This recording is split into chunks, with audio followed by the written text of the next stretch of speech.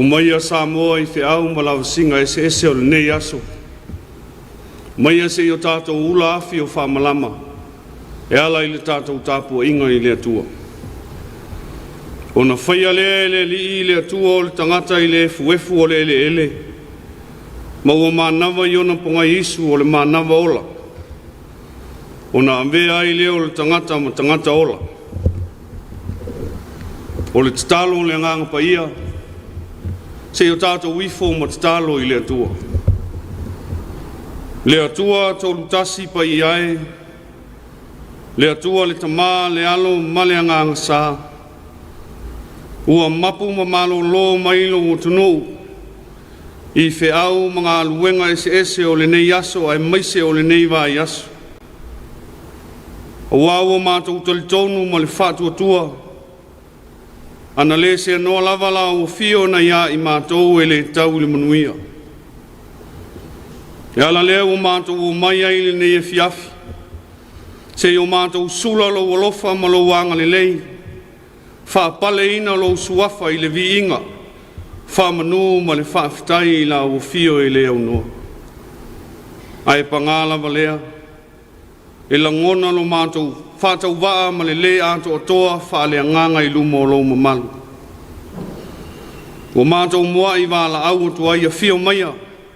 E ala I lo nganga pa ia. Se e aia ina o mātou tangata tāpua I teito tasi. Whai ai le nei sauninga. Ma ala e whaasilisili na ai lo vi inga e whamawau. Ono Yesu Keriso wala tuai la mātou tatalo. Amen. O le whaitawina o le tuspa ia. Tus filfilia mo I tātou le nei Afiafi. Ua maua mai le whengainga tuai. Tusi o le kenesa I lona mata upu e lua. O te whaitawina le foi upu e wha se ia whangata mai le foi upu e iwa. Kenesa I lona mata upu e lua. Whaitawina le foi upu e wha se ia whangata mai le foi upu e iwa. Whaafonga maia, nisi o awhionga pa ia alo tātou wali. O le tala le nei le langi ma le lano langi ina o whaia ia. I le aso na whaia I le li I le atua le lano langi ma le langi. A o le ai lava ni vau iti uma o le whanua I le lau ele ele. Ua le tupu foi la au afu uma o le whanua. A wae le I whātuto ina le ua e le li I le atua I le ele ele. Ua le ai foi se tangata e ngā lua I le lau ele ele. A ua alua e le ausa I le ele ele. Ua su ai le whonga ele ele uma. O na whaia lea e le li I le atua o le tangata I le efu o le ele ele. Ma ua mānawa I ona ponga Isu o le mānawa ola. O na vea ai leo o le tangata ma tangata ola. Ua whaia foi e le li I le atua o le whātoanga I e tena I sae. O na ia tuina lea I le mea o le tangata na whaia. Ua whātutupu ina foi e le li I le atua I le whanua o la au uma e mātango fia I le vaai. E le lei foi pe a aina. Ma le la au o le ola I tutonu o le whātoanga. Ma le la au e loa ai le lei ma le leanga. Whamanu e mai le atua e ala I le whaitawina o ana whionga pa ia. Tu mau pe ia te ia lo na lava vi inga. Nei masa uma e o I le whamawau. O le launga I le suafa mamalu o le atua tolu tas pa ia le tama le alo ma le angang sa. Amene. O maua se upu tātou te mawhau whale nganga iai le nei Afiafi. Mai le tusi sa whaitawina mai le whengainga tuai. Ke nesa ilo na mta upu e lua. Ai au whaunga ina le foi upu e fitu. E au iai mawhauwhaunga. Whaafonga o te toi whaitawina. O na whaia lea e le ali I le atua o le tangata I le efu o le ele ele. Ma ua mānawa I ona ponga Isu o le mānawa ola. O na vea ai leo le tangata ma tangata ola.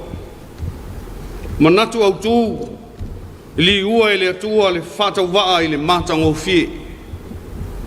Li ua e le atua le whātau waa I le mātango fie. A tala noa loa I le fuefu po le ele. E mawhai o na tātou whātusa ina o le pefu. E lei loa po le ase mea e ono au ngā ai. E le aiso na nanamu, le aiso na matango fie. O se mea e sili o na whātau wā, ma le ino sia. Whai mawhili o le tangata uma. E whāpalapala I mea uma, ma so se mea e pipi ai le pefu, e ino sia e mata. Na te le whailonga ina se mea po se tangata. E whapa ia mata, ma whaatangi mata. A mana waina I le tangata, e whaatupu mai. E whaato I lalo ma whaatau walea tangata. A e ofo ngia, le tala o tātou whaita wina. I le tau whātasia e le atua o le whātau waa, ma le lea o ngā o le pefu. A toa ma le malosi o le silisili ese o lona nganga. E ala ai le mana wanga ola. Ua avea ai le pefu matangata ola. Ua ngangana. Ua whailo na mafau. Ua tutupu o na iwi.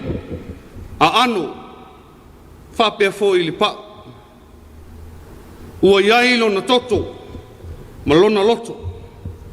Ua whai fo ilo na tino. Ma e pule I le fofoanga. Pei lava ona si la fia e lua tala o le fofoanga. O lo whamauina I le tusi o kenesi. Le e mo li mau ai le mta upu mua mua. Ma le mta upu e lua. Tali tonu nisi. Whato a toa a le tala o le fofoanga. Pe a whaita wina whatasi tala ia e lua e pei o se tala e tasi. I le mta upu mua mua la o lo whape mai. O na whetala I ane leo o le atua. I nā tātou whaia ia o le tangata. I lo tātou whatusa. Ia fōlinga ia I tātou. O lona winga o le tangata. Na whanau mai le nātura whisotai. Ma le nātura so alau pule o le atua tōru tasi pa ia. Ai whai mai le moli mau o le mata upu e lua lea sa tātou whaita wina. O na whaia lea e lea li I le atua o le tangata ola. I le efu o le ele. Ma ua manama I ona ponga Yesu o le manava ola. A tō lai se ata wha le mafau. Ua pai ifo fofonga pa ia o le atua. I fōlinga o le tangata efu. O le whai longa o le atua e le mamau ese ma le tangata. Ai matua ma futa I lana fofoanga ina ia maua le ola. A tō whatasi la tala e lua I le whai o le tangata. E ma whai o na whapea. Ua ulu fia I le nātura ola o le atua. Le whatau waa o le tangata. O lo whea vea I le tangata. E le meni ola o nātura o le atua. E le meni e alofa atu ai. E le meni e ati nae ai. Ai a le whatu ma tausi mea le lei ai. Ai maiseo e le meni e wha ngalo ma wha hola ai. O le mana wanga ola so ala upule lea. E tatau o na mana waina e le fofoanga mai le tangata. Ma e tatau foi o na mana waina e le isi tangata mai le isi tangata. O na nafa ma o na tiute tau ave ia. E ao I na mana tua e le tangata. Tu mau pea lo tātou whatau wā. A wā e le pule se mea whatau wā se mea malosi. Wā ua nā o ia. O se pōtoi lefu mate ua nā muola. Ona o le atua. Ai pule a le atua. Whatasinga o le whatau wā ma le anganga. Ua iai tua oi matapu e le la sia. Tu ngā tala sa whaia I le amatanga. A o ia le vānu nofo ina ua sopo tua oi. O na toi ta tala leo le whiangainga. Ave ese o na tofi o le pule I le whātoanga. Fo I le efu I le efu. Ai toi fo I le mana waola I le mea na sau ai. Ai pa ngā lea. Ua ola sa ngole le pefu I le tua oi ma le atua. A ua vea lea maala ua liu efu wailo na loto ati ai. Ua le loto fatu ma soala upule. Ai ua ola fia atua. Fatu pula ia le lalolangi ma le ola le mi ngao le tangata. Ua le lefu le loto tausi mea o le tangata i le fofoanga. Ma ua avea ma fatupu mai mafutanga le isi tangata i le isi. Whapa ia mata le mafutanga le isi nuu i le isi nuu. Po le isi malo i le isi malo. Ai ua sili ai una palapala ma matanga le mafutanga ma le atua. Wa o toe fia foi le efu o namu oti ai la na mio. Ma namu mea mu ai ana taulanga i lumo o le atua. Ai sea ua fia atua le pefu. Ua le fia vivi ia ua fia vi ia. Tau nuu ai le fuaitau o le atunu. Ua fia tau tai le tau ola. Ma ua i ua i lava ina toi foi le lefu whatau waa. Ai le ili ua ai le alofa tu no le atua. Le ana liutino tangata mai lava ma whanau mai le fale o manu.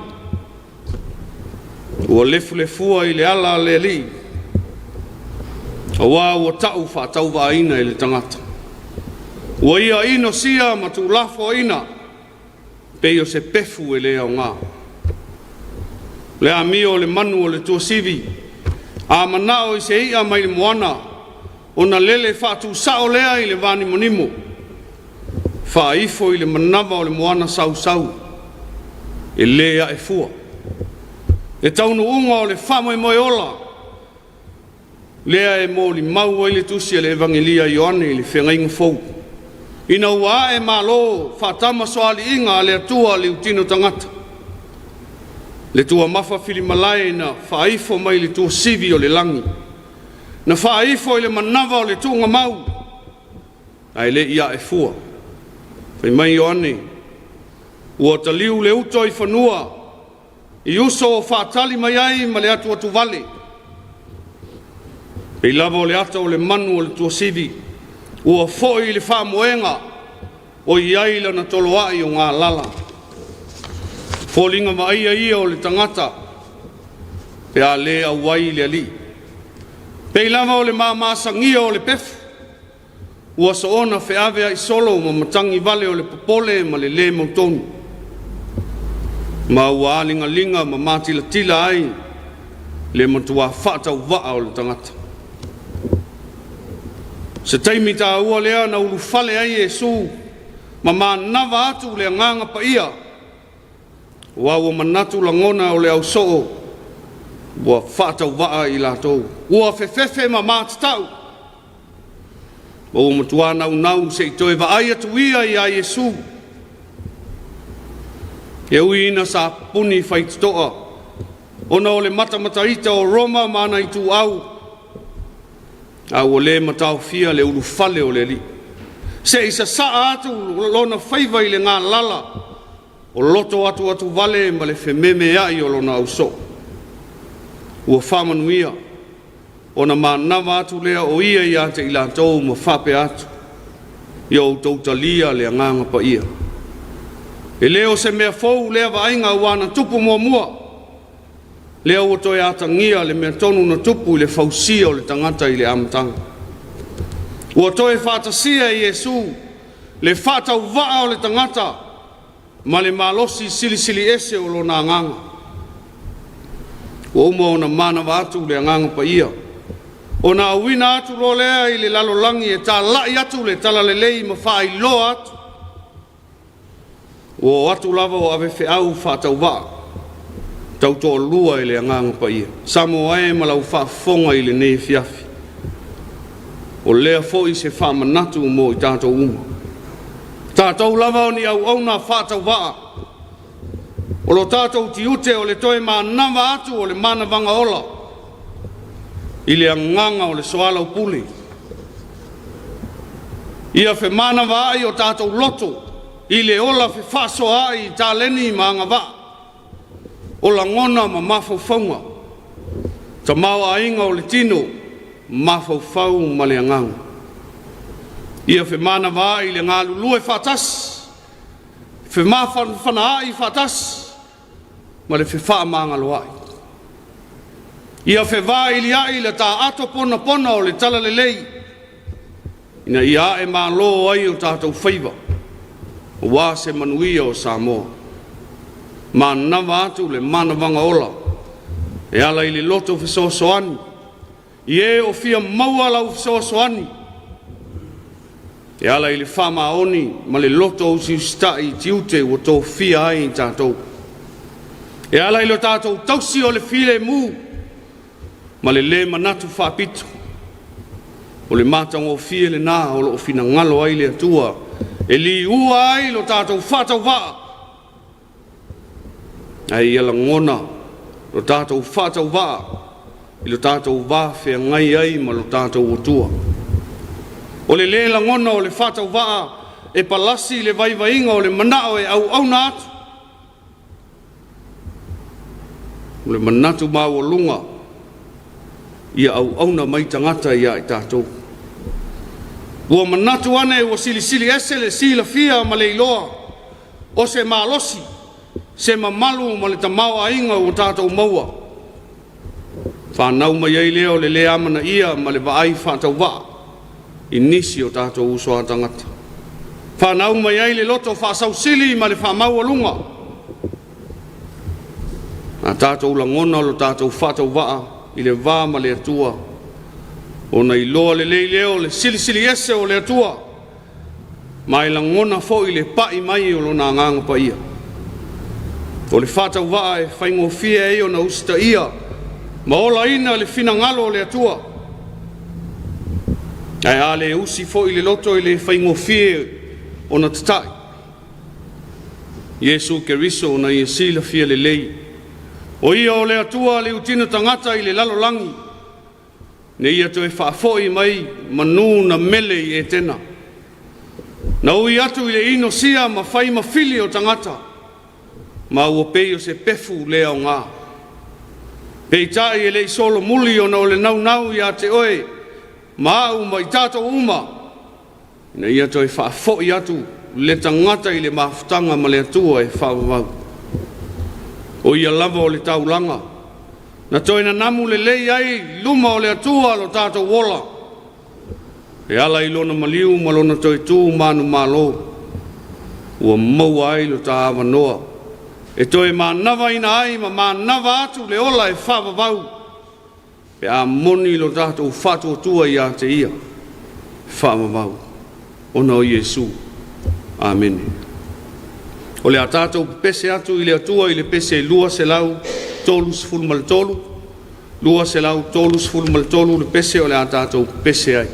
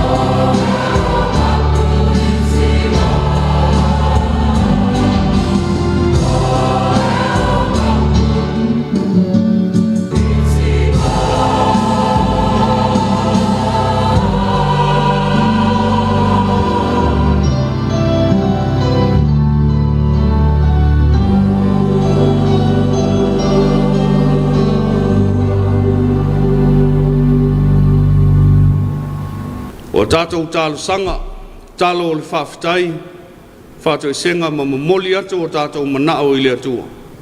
Se o tātou wifo ma tālo i le atua. E pa ia, e mamalu ma silisili ese lava la ua fio le atua tolu tasi pa ia, le tamā le alo ma le anganga sa. La ua fio na e fofo ina le langi ma le lalolangi ma mea uma o iai, i lou lava mana ma lou mata i saupoto. Muliai ona e whaia leo le tangata mai le efu e a vea ma tausi mea o lau fuafuanga pa ia. Ma le whamoe moe na ia i loa e mea uma o le fuafuanga, ona avatu le vi inga ma whapale ina o lau suafa ma malu, i le whamanu ma le whawhitai.